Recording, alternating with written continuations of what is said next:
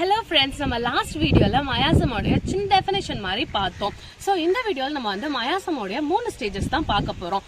அந்த 3 ஸ்டேஜஸ் ஒரு சின்ன எக்ஸாம்பிள் வச்சு பார்க்கலாமே. நம்ம ஸ்கின்ல வர ஒரு சின்ன கம்ப்ளைண்ட் வச்சு நம்ம அந்த 3 ஸ்டேஜஸையும் நம்ம புரிஞ்சுக்க ட்ரை பண்ணலாம். சோ ஃபர்ஸ்ட் ஸ்டேஜ் என்னன்னு பார்த்தோம் அப்படின்னா சோரா, அதான் வந்து ஃபர்ஸ்ட் ஸ்டேஜ். அதுக்கு நம்ம வந்து ஸ்கின்ல வர சின்ன இச்சஸ், அதாவது அரிப்பு வரும்ல, அதை நம்ம வந்து எக்ஸாம்பிளா வச்சுக்கலாம். இப்படி அரிப்பு வரப்போ அதுக்கு அடுத்த ஸ்டேஜ் வந்து அது என்னவா இருக்கும் அப்படின்னு பார்த்தோம்னா, நம்ம ஒரு இடத்துல சொல்லிக்கிட்டே இருந்தோம்னா சின்ன சின்ன கொப்பளமா வரும்ல, அதான் வந்து நெக்ஸ்ட் ஸ்டேஜ்.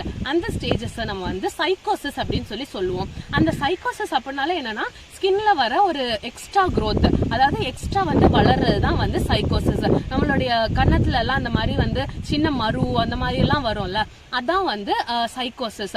அதுக்கப்புறம் பார்த்தோம் அப்படின்னா இந்த மாதிரி ஒரு அரிப்பு வருது, அதுக்கப்புறம் கொப்பளம் வருது, அதுக்கப்புறம் கூட நம்ம வந்து அந்த இடத்துல சொரிஞ்சுக்கிட்டே இருந்தோம்னா என்ன ஆகும், ஒரு சின்ன வெட்டு மாதிரி விழுந்து அதுல இருந்து ரத்தம் வரும்ல.